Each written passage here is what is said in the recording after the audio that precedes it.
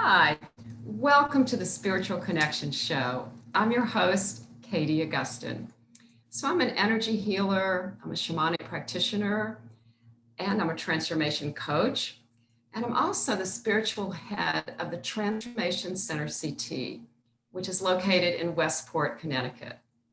So at the center, we have a variety of offerings. We do workshops, different things. We do trainings. Sometimes we have retreats. We also do individual sessions, healing sessions, as well as coaching sessions. And a regular monthly occurrence we have is satsang. And that is Sanskrit for in the company of the truth. And it's an hour that we get together. It's usually on a Wednesday evening towards the end of the month. And we just talk about a topic. We have a really beautiful guided visualization that my colleague Kathy French usually does for us. And we do some chanting at the end. So it's really a great uplifting time to be together. We have been doing it on Zoom, and we're now also mixing in some in-person events at the Transformation Center. In addition, every month we have a shamanic clinic, and that will continue to be on Zoom, mainly because so many people have asked for it to continue because they are far away and they really appreciate the convenience of doing it on Zoom. So check that out. All of this is on our website. I'm just going to show you the info for contact. So this is the Transformation Center CT. And that's our website, and at gmail.com you can reach us, or text or call at that number. So you can find out what's going on. Every month there's something different happening. Yeah. All right. So to introduce the show, those of you who have not been on, seen it before, it's all about connection, because that's one of my core values. And it's an opportunity, for us to connect with each other, as well as for us to connect more fully with our own spiritual selves. And so the idea is for you to learn something for you from all our guests that we have every week, and learn about their spiritual journey, what they're up to, what they offer you, because everybody has something to offer. Yeah, so I'm really excited today to have as my guest Diane Nicosia. Welcome to the show, Diane. Hi, Katie. So nice to see you again. Thank you. Yeah, great to see you. I met Diane not too long ago, actually, through the TLC group, the Tribe TLC. For anybody who's interested in checking that out, it's tribetlc.com. And, Diane came over recently and did a workshop, and she's going to tell us a little bit more about what she does in a minute. I don't want to say too much up front. But to introduce her, for those of you who don't know her, I'm going to put up her slide so you can see her contact info. So Diane is a certified life coach and Reiki master. Okay, she has her MBA in marketing. And prior to what she's doing now, which you'll learn about in a minute, she spent over 30 years in marketing in both consumer services and consumer products, working for large corporations. So she shifted gears a little bit here, and I can't wait for you to learn everything about what she's up to. So again, welcome, Diane. And I always start out with my first question I love to ask guests, which is, tell us a little bit about your spiritual journey thus far. Anything you want to share. Okay? Sure. Let me start a long time ago. When I was young, I was always very interested in metaphysics. So by that I mean meditation, energy work, and in fact, anything that had to do with mind-body connection. I love physical activity, nutrition, astrology, numerology. It was just a natural interest for me. And the big question I always had was, how does your mind affect what happens in your life? That was always just a question I had that I wanted an answer to, and I think I was searching. So I started there, but at one point, I became older and a teenager and went to college, I had to do something serious. I felt that was more serious, or people were telling me where I could make money. So I got my MBA in business. And from there on, I was in large corporations doing marketing, focusing on marketing, working with sales teams, working with people internally. And I did like it, but I continued with my passion on the side, which was, again, energy work, meditation, but I always kept the two worlds very separate. And the reason why I did this, because I felt that my passions did not match the persona I was trying to project, that strong businesswoman. But I always wanted to bring them together. And what happened was, in last year, 2020, which was a very interesting year. One, I got my Reiki Master Teacher certification. And two, I wanted to get my coaching certification, but I couldn't quite do it. And the reason being that I was so busy being in business, working 7 to 7, I couldn't find time to do it, but I knew I wanted to do it one day. I got furloughed in April, and I jumped on that wagon right away. So I started with my coaching certification, and then in June 2020, I was laid off. I was laid off from my job of over 20 years. And I thought, well, this is the perfect time for me to start my own business. So I took the coaching certification as the coaching as the umbrella, knowing that some of the things that were my passion, meditation, energy work, I could use as tools. And that's why I am where I am today. My website is I Balance You Thrive. And I do workshops, and I also work with individual clients, sharing with them all the things I've learned, not only in business, but also energy work and meditation and so forth. That's great. Isn't it amazing how things happen when they're meant to happen? You know, when you were ready and the universe said, here's this opportunity, it's this pandemic going on, you know, you're not going to be working in this field anymore, right? Mm-hmm. Yeah. So, and then this came, you were ready. I was ready. I was so ready. I was ready before it happened, but the time was not perfect. And then it was perfect and it happened. Yeah, yeah. So are you enjoying what you're doing now? It sounds like it. You look like you are. Yes, it's fun. It's fun. I enjoy it while I do it. I feel like I am sharing a lot of the things I learned and have, and I feel like I'm helping people. So that was something, something I always wanted to do. And yeah, I feel like I'm contributing. Yeah. Is there one thing right now that stands out for you that you're enjoying the most, or that really gets you going, sparks your enthusiasm? I find that, and again, it depends on who you're working with as to where they are in their journey and what you're focusing on. But I find that something that's very enlightening for people, and was certainly for myself, is that there is an inner being that sometimes we don't have time to check in with. So, that inner being, that light within yourself, that with time and with practice, you can help people to connect with, that will tell them what's going to make me happy. Because that's one of the first questions I ask to a client. Well, what's going to make you happy? And they're like, well, sometimes people will say, I don't know. And they don't know because they never asked themselves. They never spent the time with themselves. And that's why I love meditation, for example, because meditation, it kind of stills your mind so that you could listen to yourself. And sometimes, and I was going to say, sometimes people actually have blocks. They have mental blocks.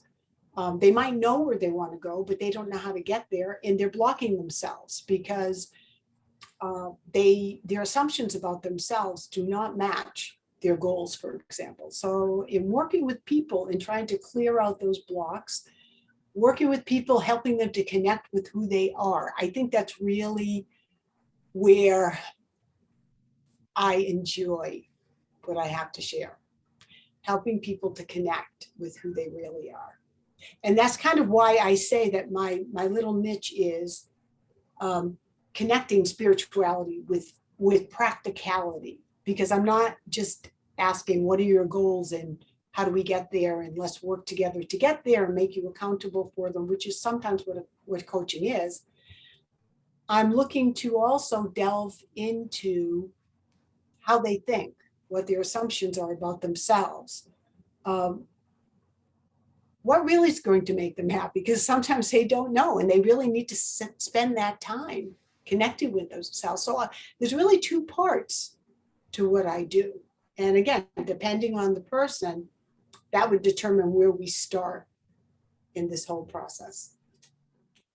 Yeah, no, that makes total sense. I think, a lot of people are, what we like to say, conditioned to wanting something that they think they want, the life, like you were saying, maybe it's about money, maybe it's about making other people happy, something like that, where they spend that time to investigate what it is that their soul wants. Mm-hmm. Yeah. They haven't connected. So, yeah. Exactly. They never ask themselves what they want because they're so busy out there, but not just helping other people, but they're also out there asking other people for confirmation of who they are, or asking, am I worthy? Tell me, or tell me who I am, or tell me what I'm good at. And everyone else is telling them, but they never ask themselves when the answer is right in here. And so it's really, Right. What a great thing when you can help someone to connect with themselves. And help them. Definitely, because you're right. A lot of people do look outside themselves for their value. And also, once they realize, sometimes it happens when they realize that maybe they do have some issues, then they look outside of themselves for the answer, which, as coaches, we know that the answers lie within. Yes. We all have the resources we need. It's just a matter of, I think, showing them how to access those resources and like get to know yourself and everything. Yeah, making them comfortable with the tools, for example. Like some people will say to me, I'll say, well, have you ever meditated? They say, well, I tried to meditate, but I don't really know how. I mean, I don't feel like I know how to do it. I mean, I tried, but my mind keeps going away and I can't bring it. So it's just, and I always tell them, I meditate twice a day, but a lot of times my mind goes away. I have to keep bringing it back. I mean, and I've been doing it for a long time. So that's just training. It's just training. It's getting used to it. And the more you do it, the better you are at it. But it's never perfect, So yeah, actually, I believe if anyone takes the time and does it enough, of course they can do it. They can do. Right. I think there's a lot of misconceptions about meditation and how it's supposed to look or supposed to feel. And, I think it's different for everyone. But you're right. Once you practice it and just do it on a non-judgmental basis, I think to me that's the key part. Is whatever it is, and then you get to the point where it's more meaningful for you as you go along. Mm-hmm. Yeah. So do you actually teach your clients to meditate? Yes, I do. And I've done it via Zoom and in person. And I really get very good results because I just ask them, just be patient and, listen to my voice and try to follow. And if your mind goes away, bring it back. And I find that, if I just, and I say, there's no perfect way, so it doesn't matter. Just try to stay with it. And I find that after it's all said and done, they do feel better. I mean, there's different ways of meditating, but they do feel like they've done something and that they are connecting with the practice and that they're learning, and they feel better about, yeah, I can do that. I can do that one breath at a time. Do you find that sometimes it's easier for people if they start with a guided visualization, to help them like make that transition from, being in their head too much to being somewhere else? Yes. Well, and I love visualization. It's such a great tool because I think what I do is I first start with the breath and focusing on the breath, but eventually I get to visualization. Right? Sometimes earlier on, sometimes later, depending on what the objective is of meditation. But I like to ask the client, okay, so is there something that you'd like to do, that you'd like to accomplish, whether it's a goal, whether it is a longer term situation, change, transition, because when we meditate, we're going to go and visualize that and take them through to a place where they can see themselves doing the project or accomplishing the goal. How is it going to feel? What does it look like? Actually, putting energy into that. And I think that's so powerful, because the more you can do that, the more it becomes real to you. The chances of you attracting the things you need to create it, and the chances of you actually taking the action steps are that much more. So powerful to do visualization. Yeah, no, that's a really good use of it. And it's a way of creating your future, creating what you want by visualizing it and actually putting words to it as well. And you probably do that too. And maybe in writing, maybe in speaking, because the spoken word does create. Yes, very powerful. We create as we speak. And visualizing and speaking, I think it's a great combo.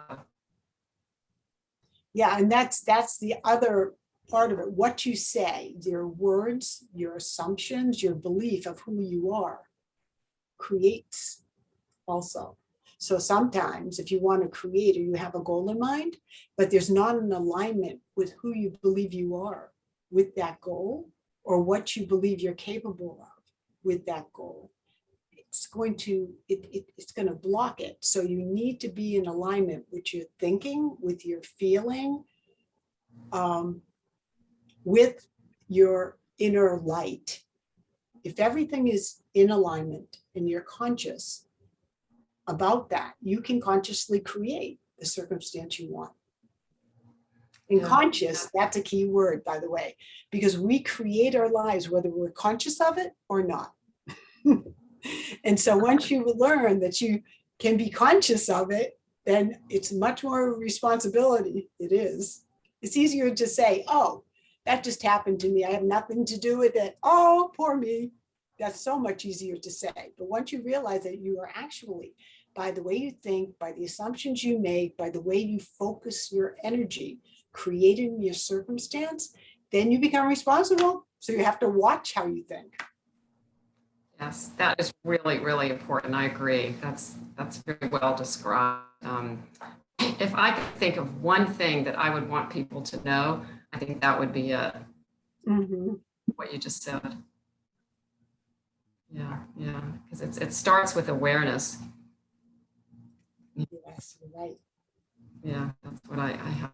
And our unconscious mind is so powerful that if we're not aware of what we're the beliefs that we're giving to our unconscious mind, then we're pretty much at the mercy of something else. If we're not taking that responsibility, then something else is. It's always moving. It's just a matter of whether we feel like we're in the driver's seat, just leaving it open to chance, because that's sometimes the way it feels, I think. Yeah, cool. Well, one thing I want to check in with you about is to tell us about all the offerings that you do at different places, like, for example, the one you did at the Transformation Center. Yes. Well, so as I was explaining before that, I work with individual people, and I actually meet individual clients through some of the workshops. So I have been focusing on wellness centers. Transformation Center, CT is one of them. And also Angel Cooperative in Ridgefield. I've done some workshops there because the clientele there tend to be spiritual and they can relate to the spiritual aspect of things, meaning meditation. But also I've done a workshop in the benefits of working with a coach. And while I spoke about the benefits of working with a coach, I taught coaching tools and a couple of them so that everyone understands some of the things that are done in coaching, as well as meditation. And some of these things overlap. For example, in coaching, there's an exercise called your future self. And that is envisioning who you want to be in the future. And then I would do a guided meditation focusing on that. What does that look like? Where do you live? What are you doing? How do you feel? It's very cool. So I would do some of those things, combining coaching tools with meditation. And also I have done workshops and will continue to at the Salt Cave of Darien. And there, because you know, the Himalayan salt is very healing in itself as you breathe it in. It's in the respiratory system. It's very healing. So that, sorry about that. So it made sense to go in there and do a guided meditation. So while you're sitting in the cave, I would also first teach what the major chakras are and focus on the chakras and becoming aware of each chakra. And also the colors associated with it and the crystals that you use to energize them, and then go into a guided meditation as well. So instead of just sitting in a salt cave, you're doing other things to help yourself with healing. Yeah, no, I remember you did that workshop, the Salt Cave. I wasn't able to attend, but I heard it was fabulous. Yes. So you who don't know, this is the Salt Cave of Darien. So you can just go online and Google Salt Cave of Darien, and she have other programs too. But that's wonderful. You're able and I'll be doing another session August 12th. Okay. Okay. Cool. Yeah. And you also go into people's like companies, businesses, that sort of thing. Yes, that's another strategy, is to work with companies and go in and create a space for stress reduction, and also wellness, setting goals, both personally and from a business standpoint. So I like both sides of that, the wellness side and also the business side, because that's where I come from. So I understand that person because I was in corporations for years. I know the stresses associated with that. I feel I used to work a full day, 7 to 7 sometimes, and come home and I would be very stressed out. And I would go in my room and meditate. And that would allow me to shift from stress to just feeling very grounded and centered. So it's a very practical tool for people working in the corporate environment. Yeah, that's a good way of describing it, because you mentioned earlier that your philosophy, I think, is like how'd you say it again? Spirituality with practicality? Yes, bridging spirituality with practicality. Okay, because that makes perfect sense. I think most people, they start there like they're looking for something practical. To get started, they don't see the benefits beyond the practical. They just get started, especially if they're focused on that stress reduction. That's what they want. And then I think they gradually see that it just opens things up. Yes. And also what people don't realize is that if they don't, meditation is a good tool to open them up, as you say, for other energy. To connect more with their selves, their inner self, with their higher self, for example. There's many words used to describe, but the higher self is the self that's connected to all there is, or God. So that's the way I describe it. So if you're aware that there is a higher self and you can connect there, then that brings in new energy. So it's not only the energy that you have in your body now, but it brings in new energy. So that's it's so much more exciting, and it allows you to do so much more. It brings your energy up. And that's why when you do energy work, by the way, I always feel like, even myself, you feel lighter, because you're introducing yourself to different energies, lighter energies, higher vibrational energies. So Yeah, absolutely. Raising your vibration, and also in the energy work, as part of it is releasing energy that's not serving you. mhm. You know, I mean, that's something Absolutely. you focus on with your chakra healing, and you know, we do that too with the energy healing, because it can get stuck. You know, it can get stagnant. And Yeah, that creates those blocks that you were talking about earlier. yeah. So if you had, to that point, if you had a trauma in your life, emotional, for example, physical, that can stay in your body and block that chakra, or it affects probably all your chakras, but it will keep it from the energy flowing to it in its healthiest way. So flowing to keep you in balance. And if you're in balance, then you feel much better about yourself and everything else. And that's so important. Yeah, it's got so many health benefits. You know, and there's a lot of research, of course, around the health benefits of meditation. And I don't know if I think there's a research on everything that we've been talking about. There's a lot of research on it, but Yeah. I think a lot of people just aren't aware of it. So, but I do get the feeling that more people are becoming open and aware. Do you also get that feeling Yes. starting to shift? Yes, I do. I do. And they're incorporating meditation in some schools, for example, which I think is interesting, which is another, I think, very important place to introduce, if it's not there yet, some of these tools, because we're not brought up, or at least I wasn't brought up, to realize that you can affect your life by the way you think.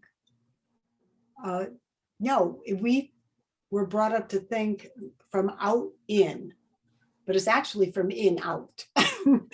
So yes, Yeah. so we create from in out. We're creating our world. We see it, but that's already there. Everything moving forward, you're creating. So it goes from in out. Yeah, that if that could be taught at an early age, it would make all the difference. Yeah, I agree. I agree. Well, let's wrap up on that note, because that's something that we want to put out there into the universe. Let's start getting this message out to everybody at an early age. So Yes, good idea. yeah. So we are going to have to wrap up. I'm going to show your contact info again for people who want to write it down or make note of it so they can contact you. I love the name of your business, by the way. I Balance, You Thrive. That's perfect. And that's your website. And I'm just going to also put up the Transformation Center info again for anybody that wants to look at our website and see what's going on. You're welcome. You know, this is for anybody who's interested in really, you know, any kind of personal growth is what we're talking about here. So if you're new to the path, please welcome, contact us whenever you can. And we're here, right? And Diane's here when you want to call her. So thank you so much for being on the show, Diane. I really enjoyed talking with you today. Thank you so much for having me. Appreciate it. We'll see you again soon, I hope. I'm sure. Thank you. All right. Take care. Bye-bye.